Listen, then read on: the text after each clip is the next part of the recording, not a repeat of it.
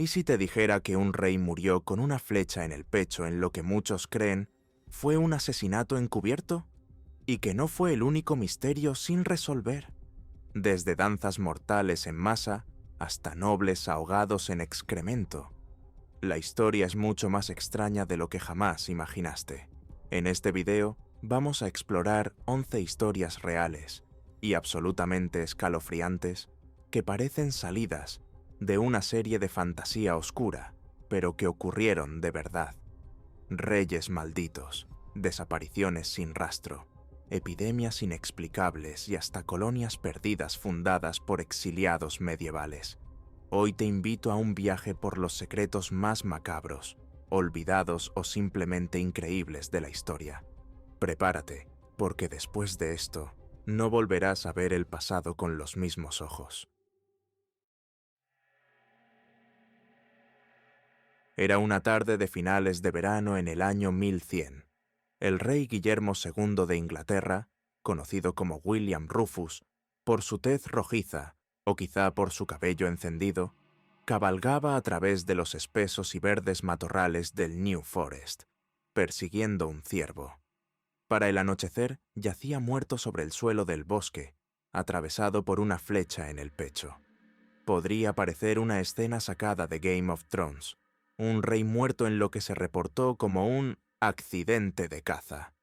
Pero aquello no fue ficción. Fue el extraño y trágico final de un monarca que había gobernado Inglaterra por 13 años.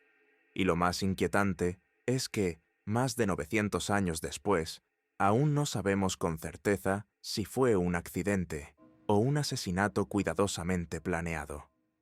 Guillermo Rufus fue el tercer hijo de Guillermo el Conquistador, el hombre que cambió para siempre la historia de Inglaterra con su victoria en Hastings en 1066.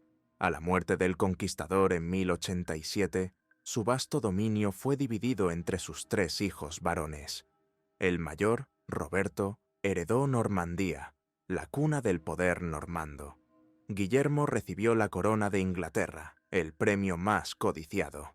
Y el menor, Enrique, se quedó con dinero y con ambiciones. Durante su reinado, Guillermo el II fue un soberano duro, audaz, temido y para muchos incomprendido. Gobernó con mano firme, mantuvo el control sobre una nobleza aún inestable y supo ejercer el poder sin rodeos. Pero también fue un rey que nunca se casó ni tuvo hijos, lo que lo convirtió en una figura solitaria, sin descendencia ni legado directo. Su muerte, por tanto, abría de inmediato la pregunta: ¿quién heredaría el trono? Y la respuesta solo podía estar entre sus hermanos. Un detalle que, tras su misteriosa y repentina muerte, levantó más de una ceja. Guillermo no solo era un monarca sin herederos, sino también un gobernante que desafiaba las normas morales de su tiempo. En una Inglaterra profundamente religiosa, su actitud hacia la Iglesia era agresiva, incluso escandalosa. Se enfrentó con ferocidad a los líderes eclesiásticos, en particular al arzobispo Anselmo de Canterbury, uno de los teólogos más respetados del continente. La disputa sobre la investidura, el derecho de nombrar obispos, se convirtió en una guerra abierta entre la autoridad divina y el poder real. Guillermo terminó por expulsar a Anselmo del reino, reafirmando su dominio sobre la Iglesia, pero también ganándose el odio de gran parte del clero. Los monjes de la crónica anglosajona, guardianes de la palabra escrita en una era de superstición y fervor, no fueron amables con su memoria. Lo retrataron como un rey impío, arrogante, cruel. En sus páginas, Guillermo aparece odiado por casi todos sus súbditos y aborrecido por Dios. Un juicio severo, pero que reflejaba el profundo malestar que su estilo de gobierno había generado en muchos sectores del reino. Aún así, Guillermo fue eficaz. Mantuvo el orden en un reino aún marcado por tensiones entre conquistadores normandos y pueblos anglosajones. Expandió el control normando hacia las regiones más turbulentas, como Gales y Escocia, consolidando una autoridad real que aún era joven y frágil. Su gobierno, aunque autoritario, estabilizó el legado de su padre. Incluso logró un hito político notable. Compró Normandía a su hermano mayor, Roberto, quien había partido hacia Tierra Santa para unirse a la Primera Cruzada. Así, por primera vez en años, Inglaterra y Normandía estuvieron unidas bajo una sola corona. Pero para el verano de 1100, las tensiones internas eran palpables. Con Roberto aún lejos, embarcado en campañas religiosas, el menor de los hermanos, Enrique, permanecía en la corte. Observaba, callaba y esperaba. Su posición oficial era modesta, pero su ambición era todo menos silenciosa. Sabía que, sin herederos, la muerte de Guillermo abriría una puerta que no volvería a cerrarse. Fue entonces cuando el rey decidió salir de cacería. El 2 de agosto, Guillermo partió desde el castillo de Winchester rumbo al New Forest, una vasta extensión de naturaleza salvaje creada por su padre para el disfrute real. Lo acompañaban varios nobles, cortesanos y también su hermano Enrique. Uno de los miembros del grupo era Walter Tyrrell, un caballero normando conocido por su destreza con el arco. Aquel bosque, por razones que algunos consideraban supersticiosas, ya tenía mala fama. Años atrás, uno de los hermanos de Guillermo, Ricardo, había muerto allí también en un accidente de caza. Los lugareños lo consideraban un lugar maldito, donde el destino aguardaba entre los árboles. Esa mañana, según relataron cronistas posteriores, no faltaron las señales de advertencia. Un monje aseguró haber soñado con la muerte del rey, un presagio inquietante que intentó comunicarle antes de la partida. Guillermo, pragmático y escéptico, se rió. No creía en esas cosas. Él era rey, y los reyes no temen a los sueños. Al internarse en el bosque, el grupo de cazadores se dispersó, como era costumbre. Cada quien seguía su propio rumbo, buscando presas, acompañados por criados o camaradas cercanos. En algún momento del día, el rey y Walter Tyrrell quedaron cabalgando juntos, lejos del resto. El sol atravesaba las copas de los árboles con un resplandor cegador. Entonces, un ciervo irrumpió frente a ellos. Guillermo tensó su arco y disparó, pero la flecha solo logró herir al animal. Impaciente, gritó a Tyrrell que rematara la pieza. El caballero obedeció, pero la flecha de Tyrrell no fue hacia el ciervo. Voló por el aire, desviada o tal vez guiada por una mano invisible, y fue directo al pecho del rey. El impacto fue inmediato y letal. Aún con vida, según algunos relatos, Guillermo intentó arrancarse el astil de la flecha, pero sus fuerzas no le alcanzaron. Cayó al suelo, desangrándose rápidamente entre los helechos y el musgo del bosque.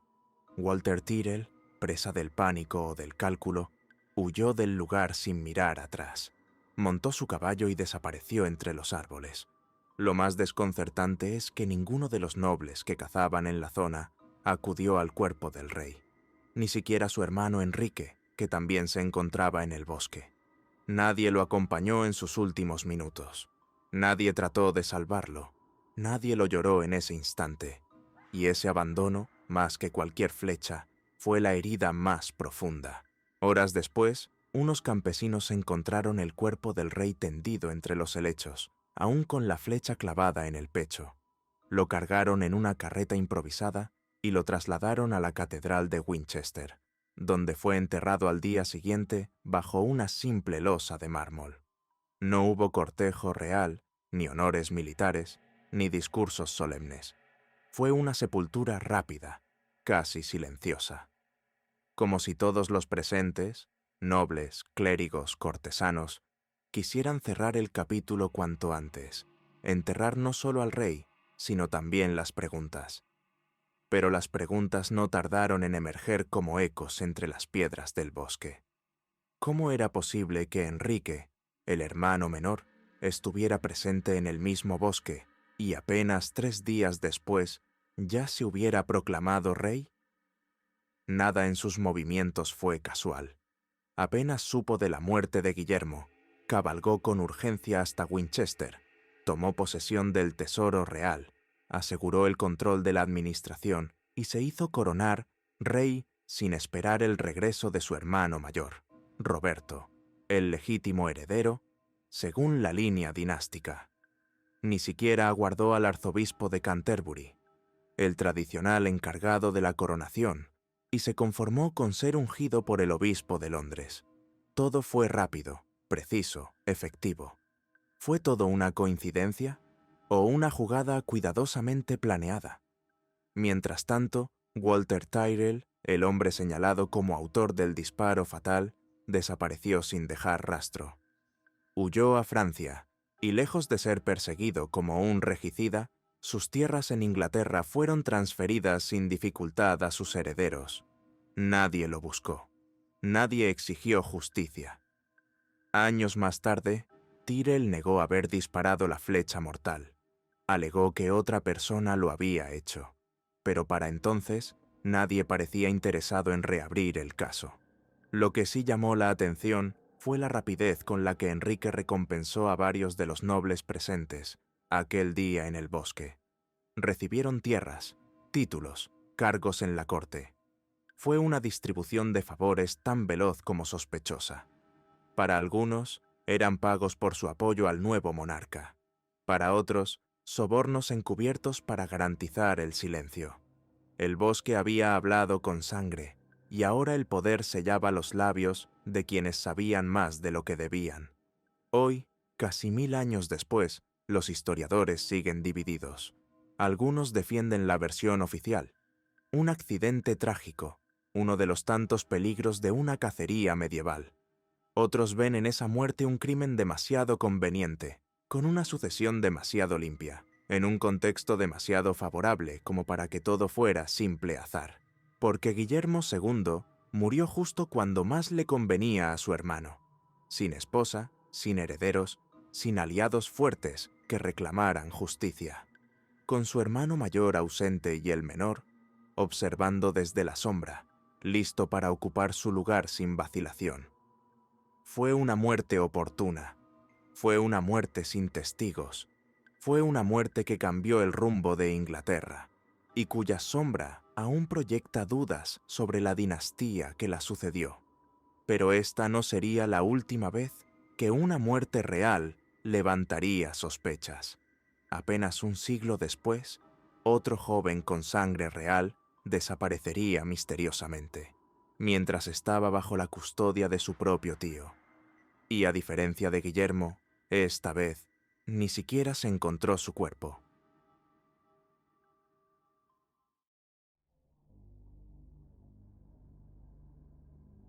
En la primavera de 1203, el joven Arturo de Bretaña, un adolescente de apenas 15 años con legítimas aspiraciones al trono de Inglaterra, desapareció sin dejar rastro. Lo último que se supo de él es que se encontraba prisionero en un castillo normando bajo la custodia directa de su propio tío, el temido y polémico rey Juan sin tierra. Aquel silencio no fue solo inquietante, fue ensordecedor.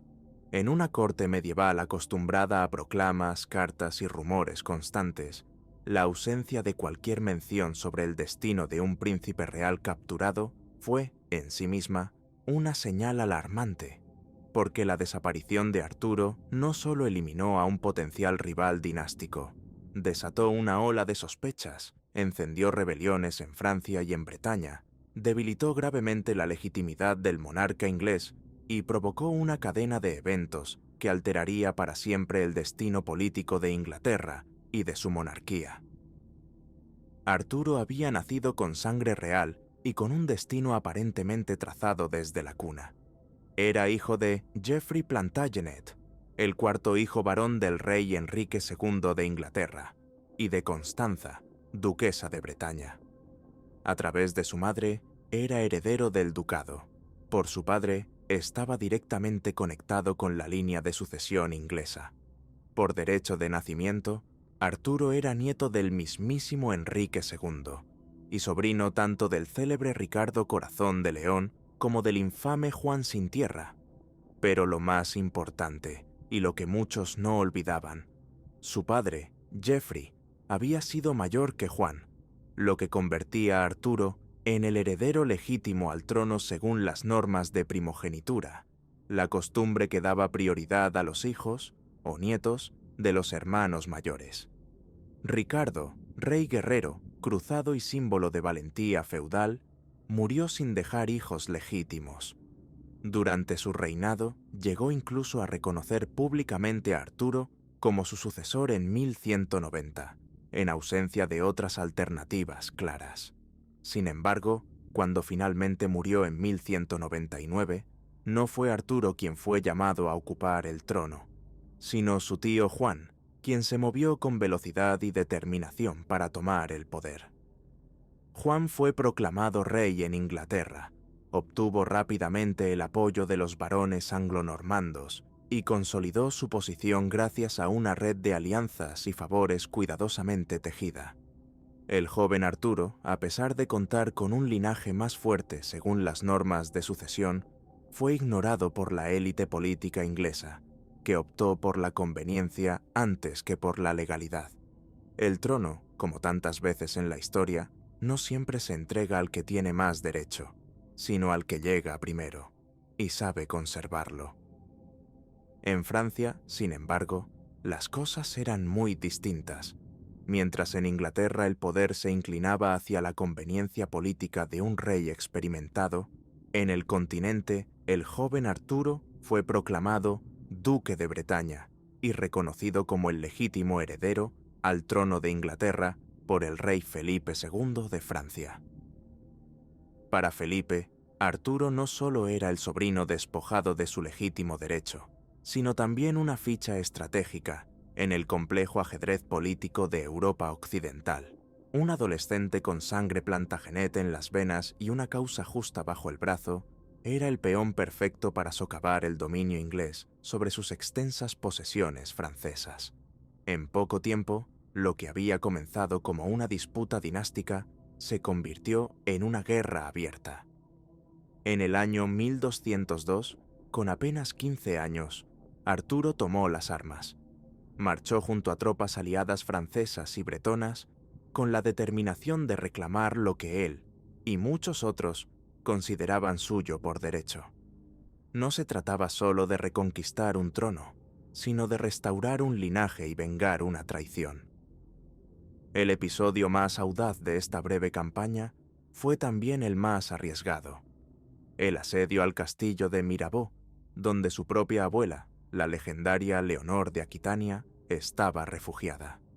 La reina madre, ya anciana pero aún influyente, se encontraba aislada, vulnerable.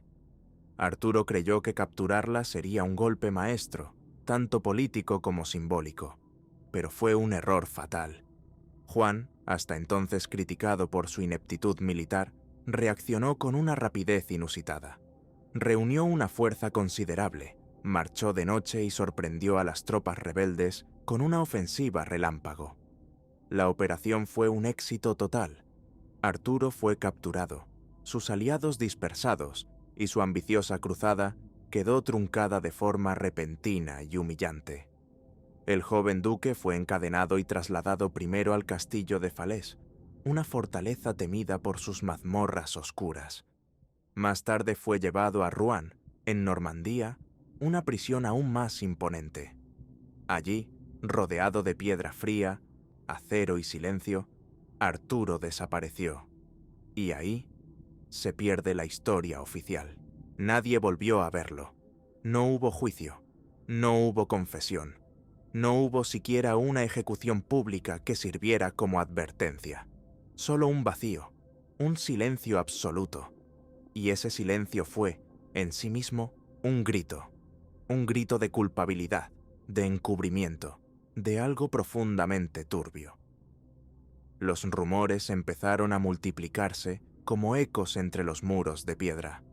Algunos afirmaron que el rey Juan había ordenado que Arturo fuera cegado y castrado, con la intención de incapacitarlo físicamente para cualquier reclamación futura del trono. Otros contaban que, una noche, Juan se presentó en la celda del joven, borracho de ira, y lo asesinó con sus propias manos, arrojando después su cuerpo al Sena para que el río lo ocultara para siempre. Las sombras alrededor del crimen se hicieron más densas cuando, poco tiempo después, el carcelero de Arturo, un noble cercano al rey, fue generosamente recompensado con nuevas tierras y títulos. Más inquietante aún fue el destino de su esposa, Lady Matilda, quien públicamente acusó a Juan de haber matado a su sobrino. Fue arrestada, encerrada sin juicio, y murió lentamente de hambre en prisión. La venganza del rey había sido silenciosa y brutal. Para muchos, estos eventos no fueron casualidades. Fueron piezas de una conspiración cuidadosamente ejecutada para borrar a un heredero legítimo de la historia, y con él, cualquier amenaza al trono inglés. Pero el asesinato de Arturo, si es que lo fue, no eliminó el problema, lo multiplicó, porque a veces el crimen más eficaz no es el que se comete en secreto, sino el que deja suficientes pistas para que todos sepan, pero nadie pueda probarlo. Y ese fue precisamente el caso de Arturo de Bretaña. Su desaparición no solo provocó la indignación de la nobleza francesa, sino que le brindó al rey Felipe II la excusa perfecta para actuar. El tablero de poder europeo estaba a punto de girar, y con él el destino del rey Juan y de su imperio. Sea cual fuera la verdad, lo cierto es que la desaparición de Arturo marcó un antes y un después en la política medieval. En Francia, la indignación fue inmediata. Los nobles, horrorizados por lo que muchos consideraron un crimen vil contra un príncipe indefenso, se sublevaron contra el rey Juan. Felipe II, siempre astuto, no perdió tiempo. Utilizó la tragedia como justificación para tomar represalias. En cuestión de años, confiscó los vastos territorios continentales que alguna vez estuvieron bajo control inglés: Normandía, Anjou, Maine. Fue el golpe más devastador al llamado Imperio Angevino y el comienzo de su disolución. En Inglaterra, la situación tampoco mejoró. El silencio en torno a Arturo se convirtió en un símbolo de la crueldad del monarca. El rey Juan, ya impopular por sus exacciones fiscales y fracasos militares, vio crecer su leyenda negra. Aquellos que habían tolerado su ascenso al trono empezaron a preguntarse si también serían sacrificados cuando dejaran de ser útiles. Años más tarde, acorralado por una nobleza harta de su tiranía, Juan fue obligado a firmar la Carta Magna en 1215, un documento histórico que limitó por primera vez el poder absoluto del rey inglés. La muerte, o el silenciamiento, de un sobrino adolescente no solo destruyó una vida, sino que desestabilizó un reino, avivó una guerra y plantó las semillas de una revolución legal sin precedentes. Arturo de Bretaña pasó a la historia no como rey, ni como héroe de batallas, sino como un espectro, un símbolo trágico de lo que pudo haber sido, y una advertencia eterna de hasta dónde puede llegar el poder cuando se siente amenazado.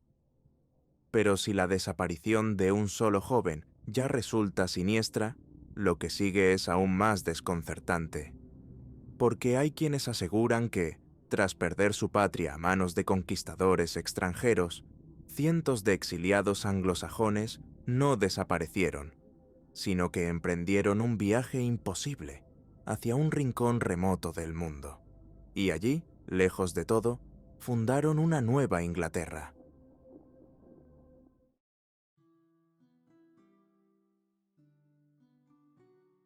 A finales del siglo XI, Inglaterra vivía una transformación profunda. La conquista normanda de 1066 no solo había puesto fin a una dinastía anglosajona que llevaba siglos gobernando la isla, había trastocado por completo la estructura social, política y cultural del país. Para los anglosajones, el reinado de Guillermo el Conquistador no fue una simple transición de poder, sino el inicio de un régimen opresivo, extranjero, que reemplazó a la nobleza local por una clase gobernante normanda, llegada del otro lado del canal.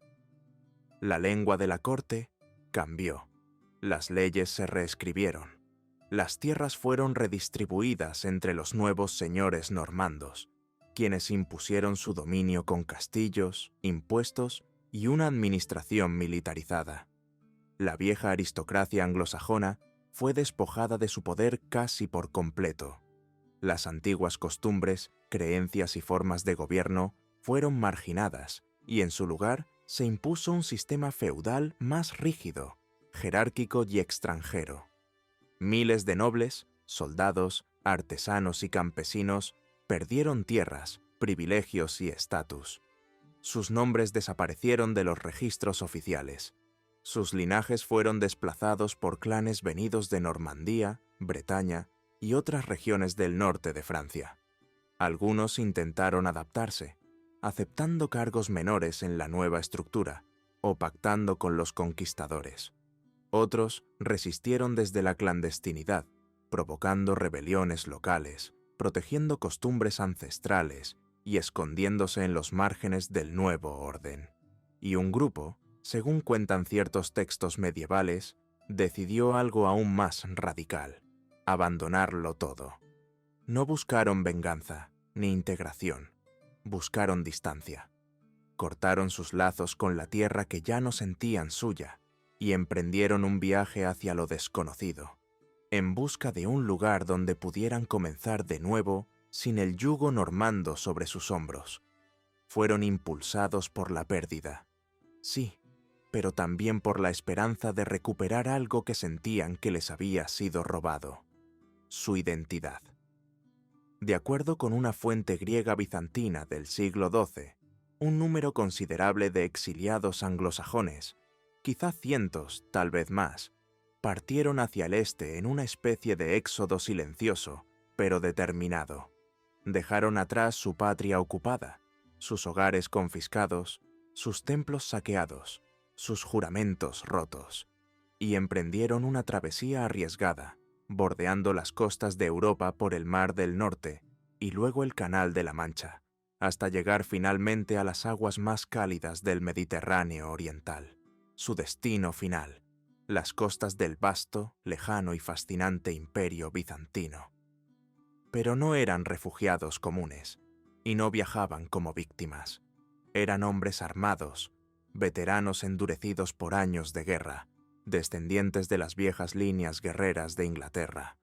Muchos de ellos habían luchado en Stamford Bridge, en Hastings, en las rebeliones contra los normandos. Eran soldados sin patria, pero con honor, desplazados, pero aún peligrosos. Guerreros de una estirpe derrotada, pero no doblegada.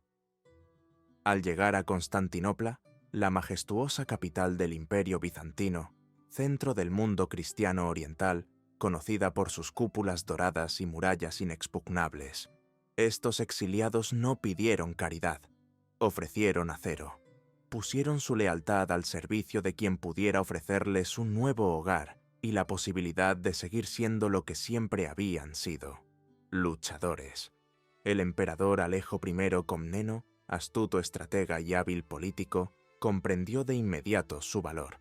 Siempre necesitado de tropas leales y experimentadas en un imperio asediado por enemigos en múltiples frentes, Alejo los aceptó y les abrió las puertas de la famosa Guardia Varega, una unidad de élite que servía como guardia personal del emperador. Esta fuerza, conocida por su fidelidad inquebrantable y su fiereza en combate, estaba integrada en su mayoría por escandinavos, descendientes de vikingos que años atrás habían seguido rutas similares. Los anglosajones, con su idioma germánico, sus hachas de guerra y su disciplina férrea, encajaron perfectamente. En poco tiempo, se ganaron un lugar destacado en la guardia. Traían consigo no solo su habilidad en el campo de batalla, sino una férrea lealtad al emperador, nacida del agradecimiento y de la necesidad de pertenencia. Eran extranjeros, sí, pero Constantinopla los acogió como lo que eran: soldados profesionales, listos para morir por su nuevo señor, siempre que éste no los traicionara como lo había hecho su antiguo rey. Pero los anglosajones no se detuvieron ahí. El exilio no era, para ellos, un punto final, sino una transición. Según el relato de Juan Zonaras, cronista griego del siglo XII, estos hombres, tras servir con lealtad en la Guardia Varega durante años, quizá décadas, solicitaron algo más que una espada que blandir y un uniforme imperial que vestir. Querían tierra, querían arraigo, querían construir algo propio, lejos del dominio normando que los había expulsado de su mundo.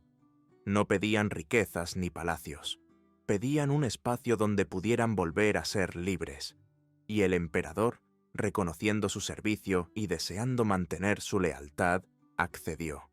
Les concedió territorios a orillas del Mar Negro, en la región de Crimea, una zona estratégica, fértil y lo suficientemente alejada del corazón del imperio como para permitirles cierta autonomía.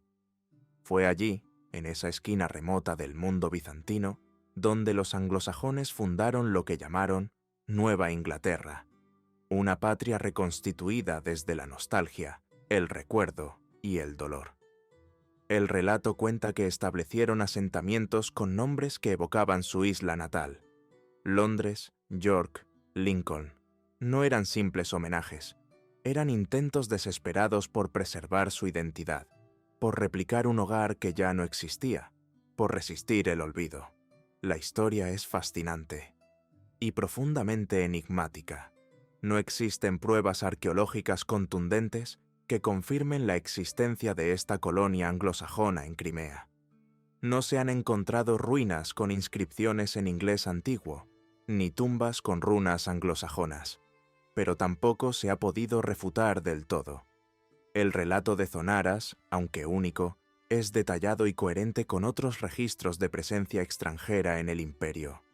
Algunos historiadores creen que pudo tratarse de una exageración, una idealización o incluso una parábola política escrita siglos después. Otros sostienen que la colonia existió, aunque de forma efímera, y fue absorbida por los incesantes movimientos de pueblos, las guerras fronterizas y la lenta erosión del poder bizantino en esas regiones. Lo que sí está documentado es que la Guardia Varega, durante ese periodo, incorporó a numerosos anglosajones, y que el recuerdo de aquellos guerreros del norte quedó grabado en las crónicas bizantinas. Se decía que hablaban una lengua áspera, diferente, que veneraban a santos ajenos, que mantenían rituales propios y que jamás olvidaron su desprecio por los normandos. Incluso en la corte de Constantinopla los llamaban los hombres que perdieron su reino pero no su orgullo. Así, mientras Inglaterra seguía su historia bajo la bandera de los Plantagenet, en algún rincón olvidado del Mar Negro pudo haber florecido, aunque fuera por un instante, una réplica imperfecta, melancólica y valiente de la nación que fue. Y si esta historia suena a leyenda, la que viene a continuación se mueve entre la historia documentada y la pesadilla. Porque el siguiente protagonista fue real, con nombre, título y poder. Pero sus crímenes fueron tan oscuros que algunos lo consideraron un siervo directo del mismísimo infierno. Así, mientras la historia oficial de Inglaterra avanzaba bajo el mando de reyes normandos, consolidando castillos, cruzadas y linajes reales, lejos de allí, en una costa olvidada del Mar Negro, un grupo de exiliados intentaba reconstruir lo que el tiempo y la guerra les habían arrebatado. No era solo una colonia, era un acto de resistencia simbólica, una patria alternativa nacida del desarraigo, la nostalgia y la esperanza. Una comunidad que, aunque perdida en las nieblas del tiempo, nos recuerda que la identidad no siempre depende del territorio, sino de la memoria compartida. Porque no todos los derrotados se rinden. Algunos, simplemente, vuelven a empezar. Y si la idea de una Inglaterra reconstruida en tierras extranjeras ya parece un episodio improbable, lo que sigue nos sumerge en una historia aún más perturbadora. Esta vez, no se trata de un pueblo que huye del poder, sino de un hombre que lo ejerció con brutalidad. Un noble respetado, héroe de guerra y mariscal de Francia, que terminó sus días rodeado de acusaciones tan horribles, tan inhumanas, que incluso en una época de supersticiones y sangre, muchos creyeron que había hecho un pacto con el demonio.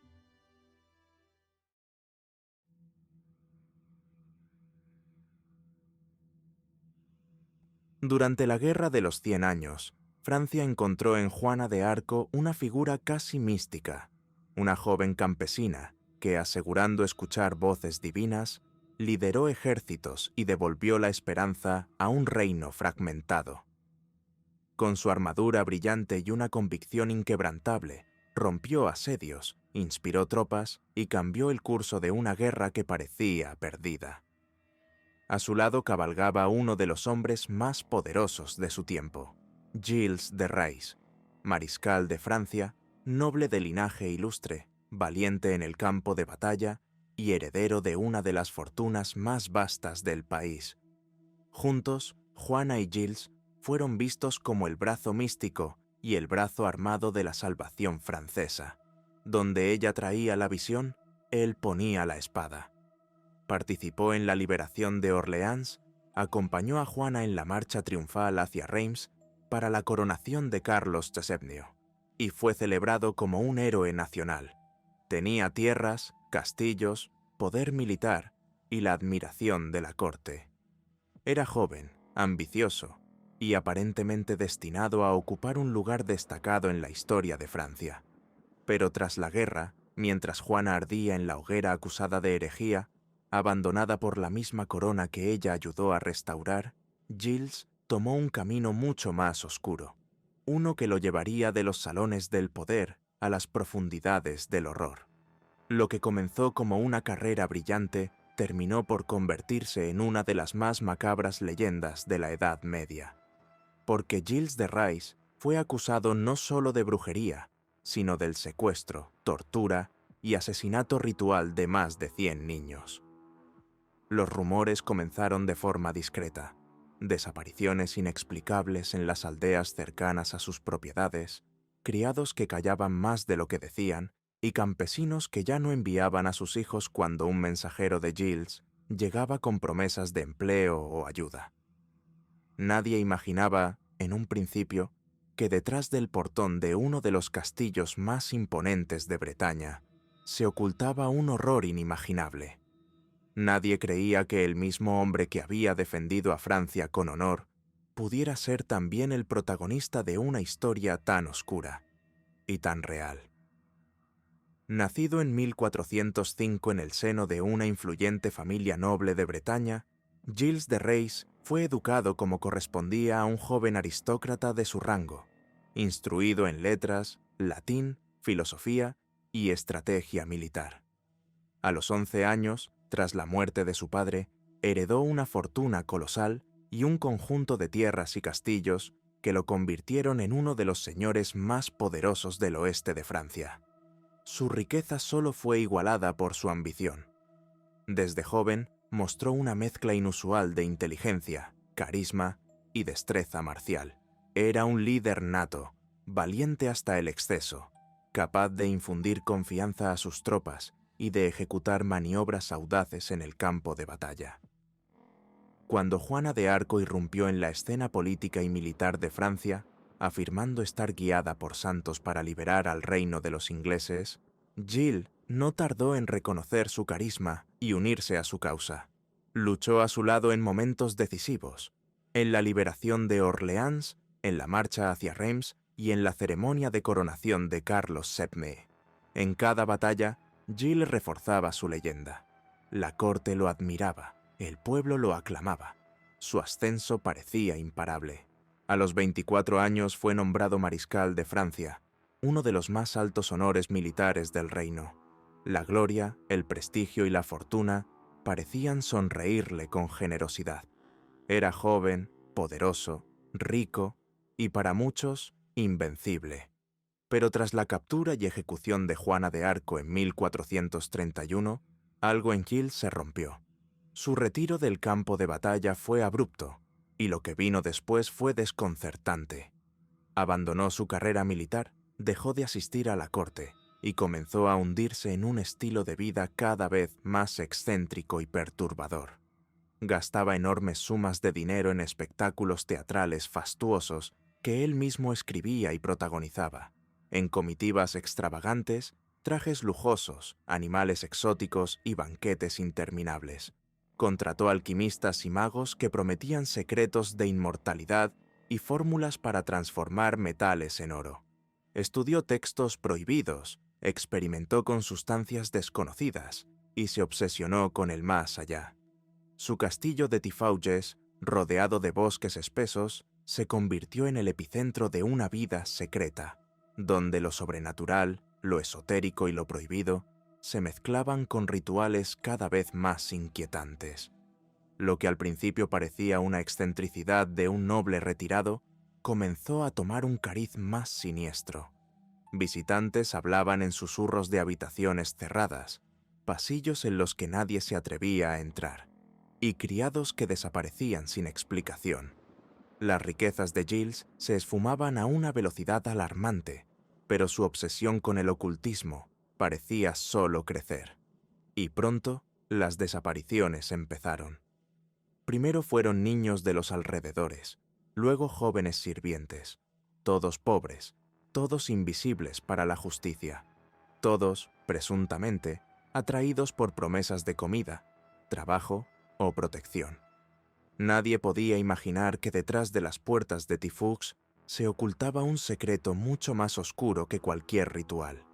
Un secreto que, al ser revelado, marcaría uno de los juicios más espeluznantes de la Europa medieval. Según los registros del juicio que se le hizo en 1440, la caída de Giles de Raís fue tan fulminante como su ascenso había sido meteórico. Para entonces, la nobleza local, la iglesia y los habitantes de la región ya acumulaban años de sospechas, rumores y miedo. Las desapariciones continuas de niños, el comportamiento errático del mariscal y las habladurías sobre rituales extraños en sus castillos obligaron finalmente a actuar. Fue la diócesis de Nantes la que inició la investigación formal, y lo que salió a la luz dejó una cicatriz indeleble en la historia judicial de Europa. Los testimonios recogidos durante el proceso fueron espeluznantes.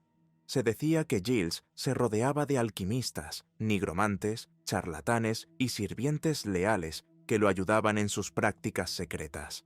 Algunos buscaban poder, otros simplemente temían o admiraban al señor de Tifauges. La acusación principal era escalofriante. Giles habría secuestrado a decenas, quizá cientos, de niños, en su mayoría campesinos, que eran atraídos a sus propiedades con promesas de empleo, comida o protección. Una vez dentro de sus castillos, los niños eran sometidos a rituales de invocación, tortura y asesinato. Se hablaba de altares manchados de sangre, de cánticos oscuros en lenguas olvidadas, de actos de crueldad indescriptible. Según los documentos del proceso, Giles rezaba al demonio, invocaba espíritus con la esperanza de obtener poder sobrenatural, buscaba fórmulas alquímicas para convertir metales en oro, o aún más siniestramente, alcanzar la vida eterna a través del sacrificio humano. Los testimonios no solo provinieron de campesinos aterrados, criados, antiguos cómplices, alquimistas y hasta sacerdotes declararon bajo juramento. Algunos confesaron bajo tortura, otros lo hicieron voluntariamente, como si una pesada culpa les hubiera corroído la conciencia durante años. Todos coincidían en detalles aterradores: niños desmembrados con frialdad quirúrgica, cuerpos lanzados a pozos ocultos, huesos enterrados en jardines nocturnos o escondidos tras muros falsos. Se decía que Giles contemplaba las muertes con fascinación, que incluso participaba con una mezcla de éxtasis y delirio. Era, según los testimonios, un asesino ritual, un noble caído que había cruzado todos los límites de la razón y la humanidad. El juicio, presidido tanto por autoridades civiles como eclesiásticas, duró varias semanas. Giles negó las acusaciones al principio, pero acabó confesando. Lo hizo con detalles precisos, perturbadores y, según las crónicas, con una serenidad que heló a los presentes. Tal vez fue una estrategia, tal vez una muestra de locura, o tal vez una última forma de controlar el relato de su propia caída. Pese a su linaje, a su título de mariscal y a sus antiguos servicios a la corona, no hubo indulgencia. La gravedad de los crímenes, el número de víctimas y la presión pública hicieron imposible cualquier forma de perdón. Fue condenado a muerte. El 26 de octubre de 1440, en una explanada a las afueras de Nantes, Gilles de Rais fue ahorcado y luego quemado en presencia de una multitud aterrorizada. Así terminó la vida de uno de los personajes más contradictorios del medioevo francés. Héroe de guerra, señor feudal, criminal monstruoso. Un hombre que había estado junto a una santa y que, según muchos, terminó sirviendo al mismísimo demonio. Y si este caso parece propio de una pesadilla, la historia siguiente desafía la lógica misma. Porque lo que ocurrió en 1518 en la ciudad de Estrasburgo no involucró ejércitos ni demonios, sino algo aún más inexplicable. Una plaga que hizo bailar, hasta la muerte, a decenas de personas sin causa aparente y sin forma de detenerla. ¿Fue culpable de todo lo que se le acusó? Esa pregunta sigue dividiendo a los historiadores. Algunos, con escepticismo moderno, han sugerido que el juicio pudo estar motivado por intereses económicos.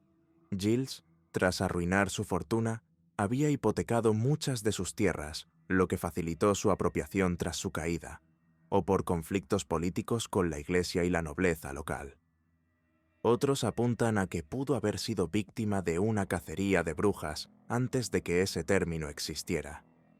Sin embargo, hay quienes sostienen lo contrario, que las pruebas eran abrumadoras, que los testimonios coincidían con una precisión difícil de fabricar, que la confesión de Gilles, hecha con una frialdad perturbadora, no dejaba espacio a la duda, que su caída no fue producto de una conspiración, sino la revelación brutal de una verdad insoportable. Lo que nadie discute es que Gilles de Rais fue una figura trágica y contradictoria, héroe nacional y presunto monstruo, oculto. Un hombre que cabalgó junto a una santa y terminó señalado como un siervo del mal. Su historia ha sido interpretada como advertencia, como símbolo de decadencia, o como la manifestación más oscura del poder sin límites. Y si este relato parece sacado de un cuento de terror gótico, lo que viene no se queda atrás. Porque lo que ocurrió en el verano de 1518 en la ciudad de Estrasburgo desafía toda lógica. No hubo espadas, ni brujas, ni demonios, pero sí algo igual de inquietante. Una epidemia recorrió las calles, pero no era peste, ni viruela, ni fiebre. Era algo aún más extraño y absurdo. Personas que, sin explicación, comenzaban a bailar, y no podían detenerse. Bailaban durante horas, días, incluso semanas. Bailaban hasta que sus cuerpos colapsaban. Algunos, simplemente, murieron bailando.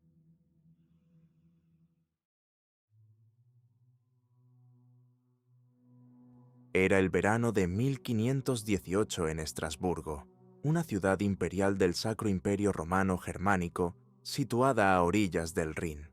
El calor caía como un manto pesado sobre calles de piedra, mercados bulliciosos y plazas adoquinadas. Los campesinos llegaban al amanecer cargando sacos de grano, los comerciantes discutían precios bajo toldos de tela, y los niños corrían entre puestos de frutas y animales.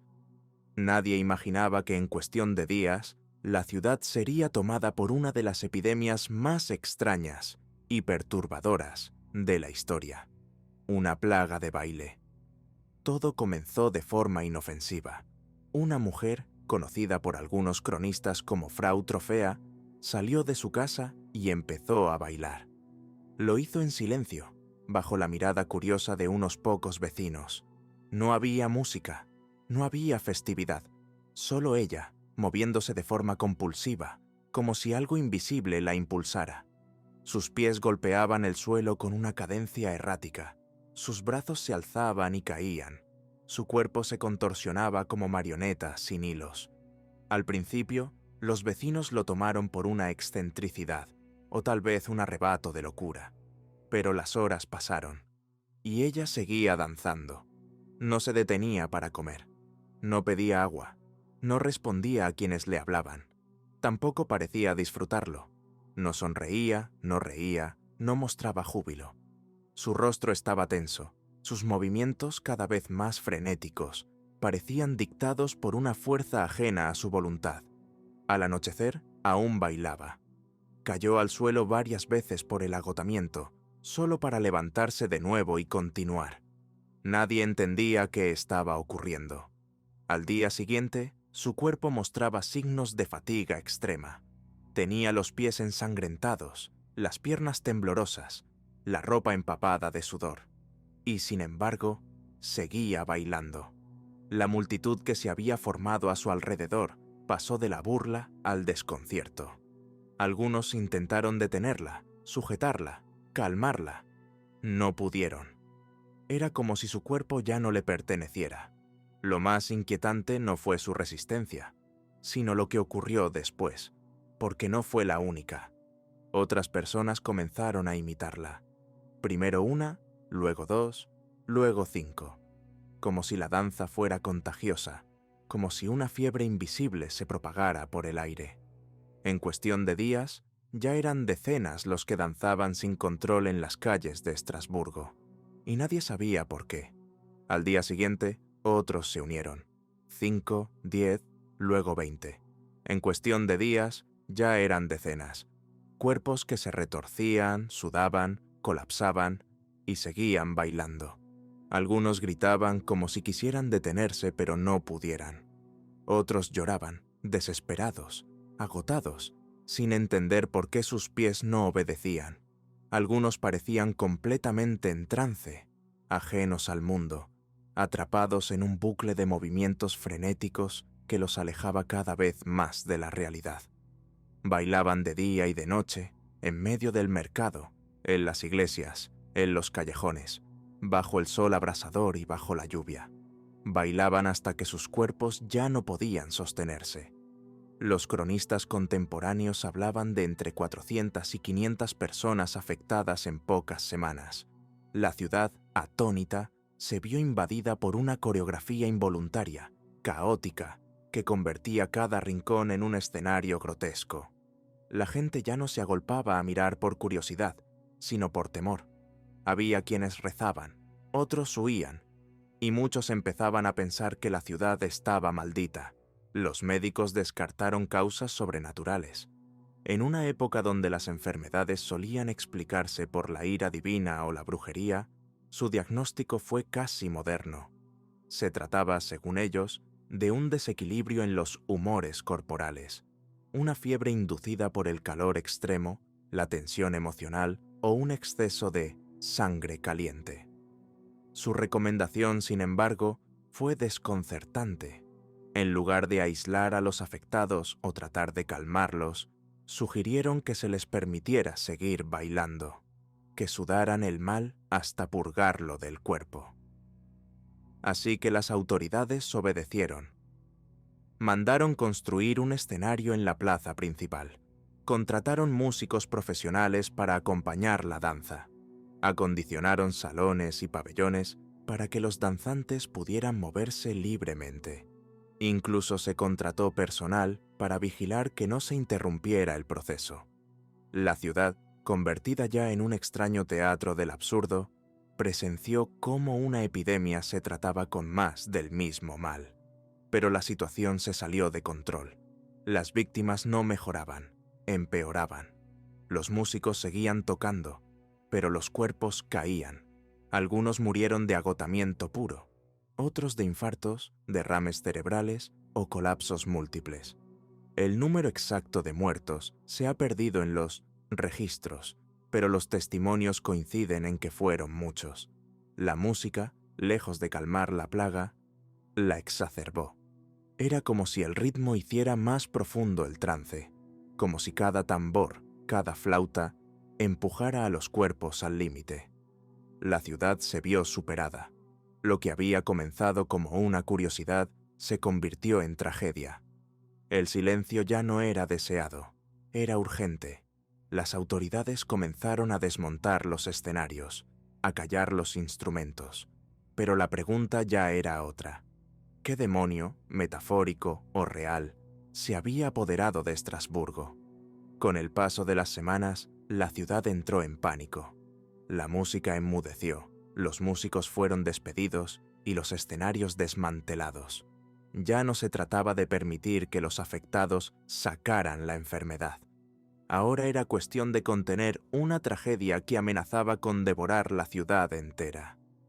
Las autoridades ordenaron cerrar los salones, cancelar todas las festividades y detener cualquier intento de baile, aunque fuera involuntario.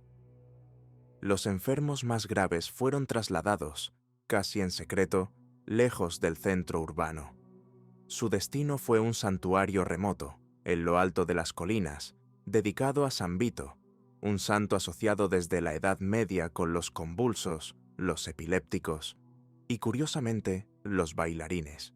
Allí, rodeados de bosques y silencio, fueron sometidos a rituales religiosos, misas especiales, letanías, ayunos, procesiones. Se colocaron estatuas del santo en las capillas, se ofrecieron exvotos, se rezó día y noche. Y poco a poco, la epidemia desapareció. No hubo cura milagrosa, no se descubrió un veneno, simplemente cesó, tal como había empezado, sin aviso ni lógica. Los cuerpos dejaron de bailar, la fiebre cesó, el silencio volvió a Estrasburgo, aunque ya no era el mismo. Era el silencio que sigue a la confusión, a la muerte, al miedo que no se puede nombrar. ¿Qué ocurrió realmente en Estrasburgo aquel verano de 1518? La respuesta sigue siendo objeto de debate.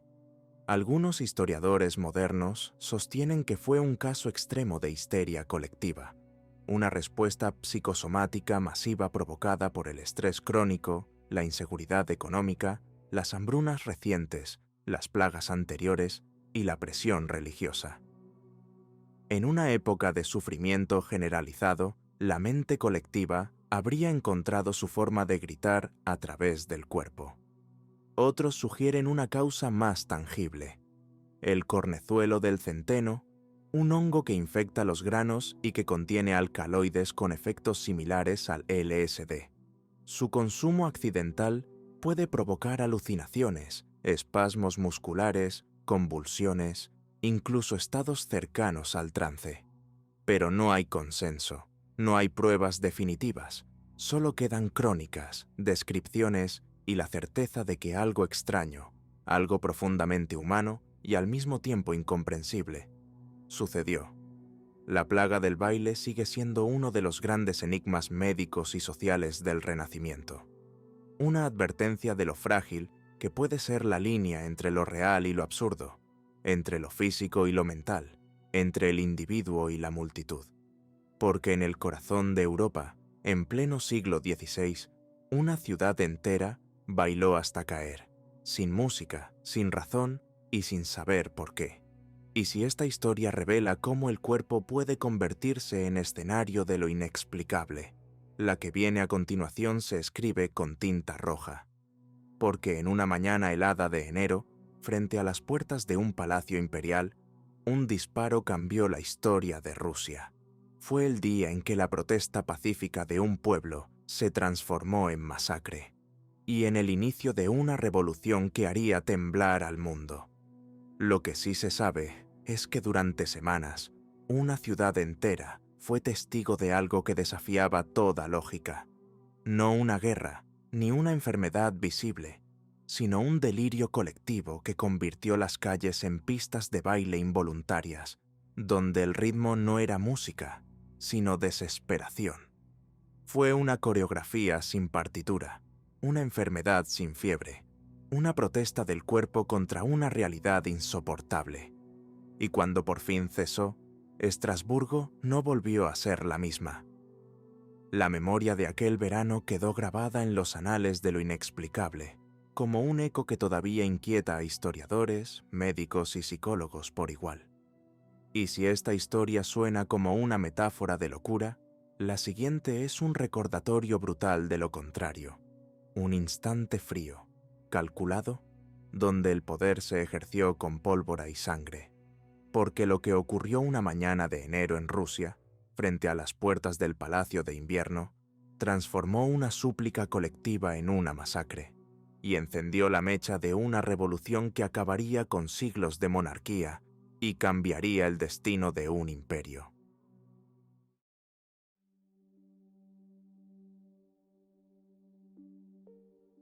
San Petersburgo, 22 de enero de 1905.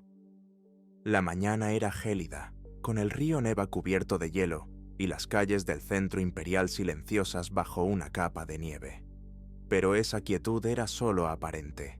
Desde los barrios obreros, columnas de trabajadores y familias enteras avanzaban hacia el corazón del poder. El Palacio de Invierno, residencia oficial del zar Nicolás II. No portaban armas, llevaban íconos religiosos, retratos del zar y pancartas escritas a mano. No marchaban para derrocar, sino para suplicar. Caminaban con esperanza, no con rabia, con fe, no con odio. En sus rostros no había desafío, sino necesidad. La multitud se desplazaba en silencio, como un río humano que crecía al avanzar. Hombres con las manos endurecidas por la fábrica, mujeres envueltas en mantas, cargando niños pequeños, ancianos arrastrando los pies, jóvenes con los ojos fijos en el horizonte nevado. Algunos cantaban himnos religiosos, otros rezaban en voz baja. Lo hacían convencidos de que aquel acto, pacífico y solemne, sería escuchado por quien, según la tradición, debía protegerlos: el zar. Aquel domingo, cerca de 150.000 personas salieron a las calles en distintas partes de la ciudad. Un número abrumador que dejó claro que la protesta no era un brote aislado, sino un grito colectivo. La intención era entregar una petición al pequeño padre, como muchos aún llamaban al zar Nicolás II, aferrados a la imagen paternalista de un soberano justo y benevolente. La carta que llevaban no exigía el fin del imperio, ni la caída del trono. Pedía lo básico: condiciones laborales más humanas, salarios justos, reducción de la jornada, acceso a la educación, libertad de prensa y la creación de una asamblea representativa que diera voz al pueblo. Su líder era el padre Georgi Gapón, un sacerdote ortodoxo carismático y de voz potente, que había ganado la confianza de miles de obreros. Gapón creía sinceramente que el zar estaba rodeado de malos consejeros, de burócratas corruptos que le ocultaban la verdad. Pensaba que, si Nicolás veía con sus propios ojos la magnitud del sufrimiento de su pueblo, actuaría con justicia. Tenía fe no solo en Dios, sino también en la compasión de un monarca que, en su opinión, aún podía redimir el vínculo roto entre la corona y sus súbditos.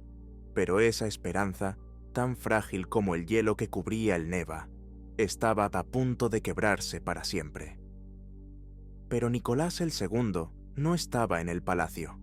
Había sido advertido del plan con antelación y, temiendo desórdenes o simplemente aconsejado por su entorno, abandonó la ciudad junto a su familia. En su lugar, dejó a sus tropas al mando de oficiales con órdenes estrictas: no permitir que nadie se acercara al complejo imperial. No importaba si eran manifestantes armados o familias con niños. La consigna era mantener el orden a toda costa. Cuando las primeras columnas llegaron a las inmediaciones del Palacio de Invierno, lo hicieron en silencio, con la nieve crujiente bajo sus pasos y el frío cortando el aliento. Esperaban ver al zar salir al balcón, recibir su carta, escuchar sus demandas. En cambio, se encontraron con una línea de soldados formados, fusiles cargados y rostros tensos. No hubo diálogo, no hubo advertencias prolongadas, solo la distancia, las bayonetas y el miedo que comenzaba a propagarse entre los más sensibles de la multitud. Los soldados intentaron contenerlos. Un par de oficiales gritaban órdenes. Hubo advertencias, pero la gente no retrocedía. No había agresión en sus movimientos. Cantaban himnos religiosos, agitaban retratos del zar como si todavía confiaran en que, desde alguna ventana, los estuviera observando. Rezaban. Caminaban con lentitud, como si creyeran que la fe bastaría para detener las balas. Entonces comenzaron los disparos. Ráfagas secas rompieron el aire congelado. Primero una, luego otra y otra más. La nieve se tiñó de rojo. Hombres cayeron al suelo, mujeres gritaron, niños se desplomaron junto a sus madres. El estruendo de los fusiles fue seguido por el de los gritos. Algunos corrieron, otros intentaron cubrir a los heridos, pero muchos simplemente se quedaron ahí, paralizados, incapaces de entender cómo una súplica se había convertido en una ejecución. Los relatos posteriores hablaban de caos, de cuerpos pisoteados en medio de la estampida, de pañuelos convertidos en vendas improvisadas, de madres arrastrando a sus hijos muertos, de sacerdotes que seguían rezando en voz alta mientras caían disparos alrededor, de un silencio abrumador después de cada descarga, roto solo por el lamento de los vivos. Nadie había llegado para atacar, nadie esperaba morir, y sin embargo, el suelo helado de San Petersburgo se cubrió de sangre. Se desconoce el número exacto de muertos. Las cifras oficiales, siempre cuidadosas, hablaron de unos 100 fallecidos, pero los testigos presenciales, los hospitales colapsados y los testimonios recogidos en los días siguientes indicaban otra realidad mucho más devastadora. Al menos 1 millar de personas, entre muertos y heridos. Muchos cuerpos nunca fueron reclamados. Algunos desaparecieron en la confusión. Otros fueron enterrados en fosas comunes, sin nombre, sin ceremonia, como si el Estado quisiera borrar las huellas de su crimen. Lo que sí quedó claro, y de forma irreversible, fue el impacto moral. Algo profundo, casi intangible, se rompió para siempre aquel día. Durante siglos, el zar había sido retratado como el padrecito del pueblo, el último recurso, la figura casi sagrada que unía al campesino con Dios. Esa imagen se desplomó en cuestión de horas, derribada no por discursos revolucionarios, sino por las balas disparadas contra una multitud desarmada. Ya no era el pequeño padre, era el hombre que había permitido, o al menos no impedido, que sus súbditos fueran abatidos por atreverse a pedir pan, justicia y dignidad. La fe en la monarquía, que aún persistía en muchas aldeas del inmenso imperio, se erosionó de golpe. Lo que antes era respeto se volvió resentimiento. Lo que era esperanza se transformó en furia. El evento pasó a la historia como el Domingo Sangriento, un nombre simple, pero imborrable. Fue el catalizador de una serie de huelgas, manifestaciones y rebeliones que estallaron en todo el país. Fábricas paralizadas, trenes detenidos, periódicos clandestinos circulando con furia contenida. La revolución de 1905 había comenzado, y aunque no logró derrocar al zar, sí dejó una cicatriz profunda en su régimen. Nicolás II, forzado por la presión popular, prometió reformas, firmó el Manifiesto de Octubre y aceptó la creación de una Duma, un parlamento limitado, pero el daño ya estaba hecho. Su autoridad, aunque aún intacta en apariencia, había quedado herida de muerte. La semilla de la revolución estaba plantada, y si esta historia muestra cómo la represión puede encender un país, la siguiente nos lleva a otro tipo de temor, no al fusil, sino al misterio. Porque en el siglo XII, en la campiña inglesa, comenzaron a circular relatos de muertes extrañas. No eran guerras ni epidemias, eran asesinatos, silenciosos, selectivos, y atribuidos a una criatura que, según los rumores, solo atacaba por la noche. Y así, en el frío de una mañana cualquiera, Rusia perdió el miedo, y el zar comenzó a perder su trono. Lo que se derrumbó aquel 22 de enero no fue solo la fe en un soberano, sino el mito de que el poder podía mantenerse sin consecuencias. Desde entonces, el imperio ya no fue el mismo. Cada huelga, cada motín, cada palabra escrita en panfleto clandestino llevaba la sombra de aquel domingo. El eco de los disparos frente al Palacio de Invierno aún resonaría 12 años después, cuando la Revolución de 1917 pondría fin definitivo a la dinastía Románov. Pero si este episodio marcó el principio del fin de una monarquía, la siguiente historia nos lleva aún más atrás, a un momento en que el poder no cayó por guerras ni revueltas, sino por una catástrofe tan absurda como macabra. Porque lo que ocurrió en Alemania en el año 1184 no fue un complot ni un asesinato. Fue una tragedia inesperada que terminó con decenas de nobles ahogados, no en sangre, sino en excrementos. Una reunión política que se transformó, literalmente, en un baño mortal.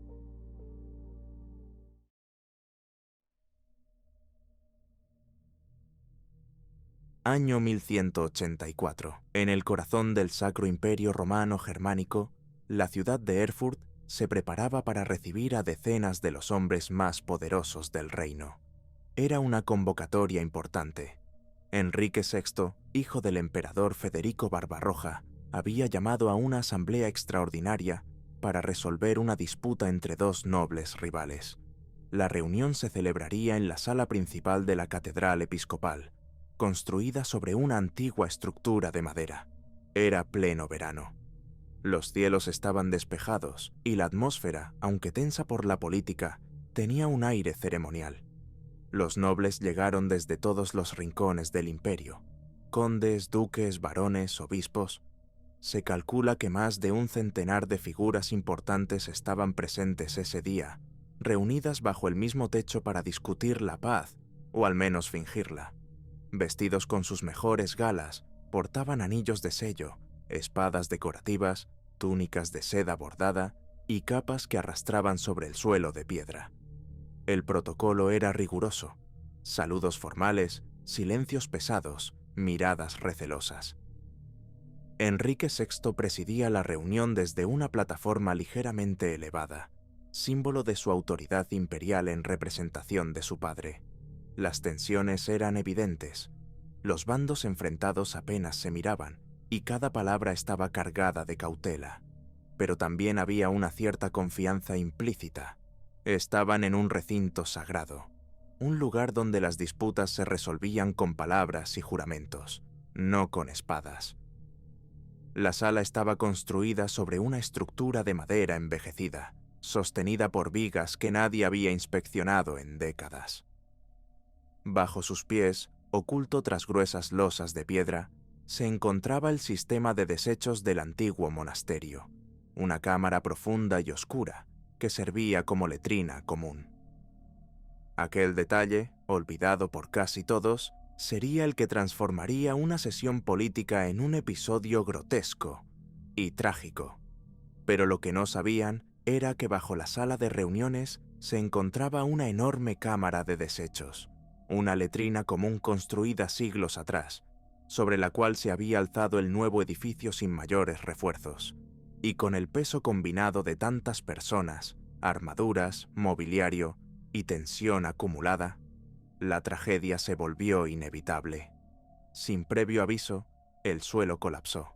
El estruendo fue brutal, un crujido sordo, seguido de un rugido de madera que se parte, y luego el grito colectivo de más de un centenar de hombres cayendo al vacío. Decenas de nobles cayeron en masa a través del piso, desplomándose directamente dentro del pozo de excrementos medieval. Gritaron, se agitaron, intentaron aferrarse a lo que fuera, pero no había a qué.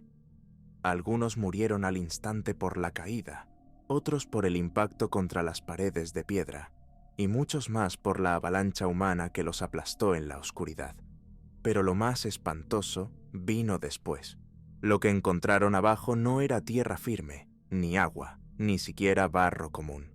Era una mezcla densa, pútrida y sofocante de aguas negras, restos humanos, desechos acumulados por generaciones. Una trampa asfixiante de la cual era casi imposible salir. Varios se ahogaron en cuestión de minutos, otros quedaron atrapados en medio de cuerpos y armaduras, mientras el hedor se volvía tan insoportable como el terror. Los que no murieron de inmediato gritaban con desesperación, pidiendo ayuda. Algunos intentaron escalar las paredes viscosas, pero resbalaban y volvían a hundirse. Los que miraban desde arriba estaban paralizados. No sabían cómo ayudar sin caer también. La escena era dantesca. El recinto sagrado se convirtió, en segundos, en una fosa común viva. Y la tragedia, como todo en aquella época, fue interpretada por muchos como un castigo divino. Los que no murieron en la caída intentaron escapar. Pero en medio del caos, con los cuerpos empujándose, el aire irrespirable y sin escaleras ni ayuda inmediata, pocos lograron salir. Los gritos se fueron apagando a medida que la mezcla letal hacía su trabajo. Enrique VI, que se encontraba en una parte más elevada de la sala, apenas a unos metros del desastre, logró mantenerse a salvo. Vio caer a sus vasallos, aliados y enemigos por igual, sin poder hacer nada más que contemplar el colapso. Al menos 60 nobles murieron aquel día, víctimas no de la espada ni del veneno, sino de una estructura olvidada, de una cámara séptica convertida en tumba. La tragedia se propagó como una advertencia. Si ni siquiera los príncipes y condes estaban a salvo bajo techo, ¿quién lo estaba? El desastre de Erfurt no solo fue una tragedia humana, sino un golpe simbólico. En una época donde el poder se asociaba con grandeza, con linajes divinos y pactos de sangre, este evento dejó una lección cruda. Ningún título, corona ni blasón podía salvarte de un suelo podrido, o de caer, literalmente, en la mierda de la historia. Y si esta historia parece sacada de una sátira grotesca, la siguiente ofrece un contraste absoluto, porque en lugar de burla, lo que ocurrió fue interpretado como un milagro. Durante un asedio feroz en el siglo XVII, una ciudad sitiada y al borde de la rendición encontró esperanza en lo imposible. Los ojos de una estatua parecieron moverse, y lo que muchos creyeron una alucinación colectiva, se convirtió en un acto de fe que, según algunos, cambió el destino de una batalla.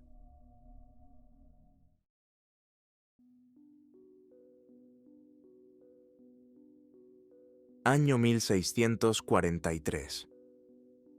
Europa ardía en uno de los conflictos más devastadores de su historia, la Guerra de los 30 Años. En medio de ese caos, marcado por masacres, hambre y ruinas, una pequeña ciudad al suroeste del Sacro Imperio Romano Germánico se convirtió, inesperadamente, en escenario de algo que muchos interpretaron como un milagro. Rottweil, una ciudad imperial libre, estaba sitiada por las tropas francesas. El asedio era implacable. Las defensas se debilitaban, las reservas se agotaban, y la esperanza comenzaba a desvanecerse entre la población. Las iglesias estaban llenas, no de fieles en misa, sino de ciudadanos refugiados que rezaban día y noche por una intervención divina. Los alimentos escaseaban. Las calles, antes bulliciosas, se habían convertido en pasillos silenciosos de piedra, recorridos por el eco de los cañones lejanos y el murmullo de plegarias. El miedo se había instalado en los hogares como un huésped más. Cada amanecer podía ser el último, y cada noche traía consigo el temor de un asalto definitivo. La ciudad no solo resistía con armas, resistía con fe. Dentro de la iglesia de Loreto, una pequeña capilla mariana de paredes sencillas pero cargadas de devoción, se reunían mujeres, ancianos y niños, implorando protección. La imagen de la Virgen, colocada sobre un modesto altar de madera, era el centro de aquellas oraciones. La gente se aferraba a su mirada serena, buscando en esos ojos tallados una señal, un indicio, algo que les dijera que aún no todo estaba perdido. En medio de esa angustia, en la iglesia de Loreto, una imagen de la Virgen María, una estatua de madera tallada siglos antes, atrajo la atención de un grupo de fieles. Según los relatos recogidos poco después, varios testigos aseguraron haber visto cómo los ojos de la imagen se movían. No era un simple juego de luces ni ilusión óptica. Los ojos giraron, se dirigieron hacia el altar, y algunos dijeron que incluso derramaron una lágrima. La noticia se propagó como un rayo. En una época en la que la fe era tan poderosa como la pólvora, ese pequeño gesto fue suficiente para reavivar el ánimo de la ciudad. Los sacerdotes lo interpretaron como una señal clara. La Virgen no los había abandonado. Los testigos juraron haber visto el movimiento con total claridad. No fue uno, ni dos. Fueron decenas los que afirmaron, entre sollozos y oraciones, que los ojos de la estatua se habían posado sobre ellos, como una madre que vigila a sus hijos en peligro. Algunos aseguraron que la imagen había cambiado levemente su expresión, de serena a compasiva. Otros dijeron que sintieron un estremecimiento en el aire, como si algo invisible pero sagrado hubiera atravesado las paredes de la iglesia. Ante la conmoción, los sacerdotes organizaron procesiones improvisadas. Las campanas sonaron como si anunciaran una victoria invisible. Velas, cánticos, incienso. La ciudad, sitiada por fuera, parecía resistir gracias a una fuerza interior que no venía de las armas, sino de la devoción. Durante esos días, el pánico dio paso a la esperanza, y la esperanza a la resistencia. Los cronistas de la época dejaron constancia escrita de lo ocurrido, y aunque algunos lo atribuyeron a la sugestión colectiva, para los habitantes de Rottweil no fue una ilusión, fue un mensaje, un acto divino, y estaban decididos a defenderlo hasta el final. Pocos días después, cuando los sitiadores estaban a punto de lanzar el asalto final, una contraofensiva inesperada desde el exterior forzó a las tropas francesas a retirarse. La ciudad se salvó. Y para los habitantes de Rottweil no hubo dudas. La estatua había intercedido. Lo que parecía una derrota inevitable se transformó en una victoria atribuida a lo sobrenatural. Durante siglos, el episodio fue venerado como un milagro mariano.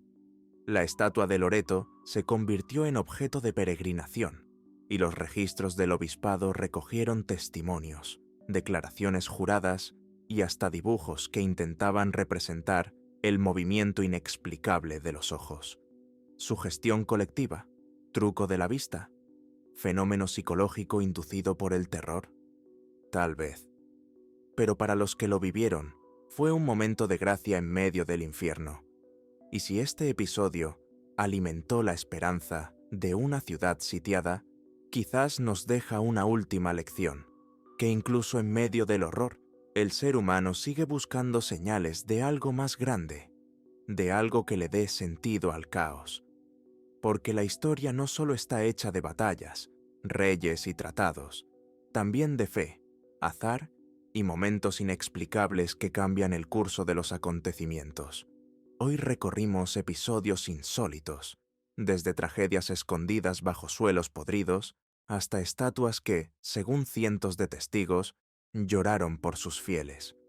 Y si algo nos demuestra todo esto, es que el pasado es mucho más extraño y fascinante de lo que solemos imaginar. Si te gustó este viaje por los rincones más curiosos de la historia, suscríbete para no perderte el próximo. Déjame en los comentarios cuál de estas historias te impactó más, y si conoces a alguien que disfrutaría de esto tanto como tú, comparte este video ahora.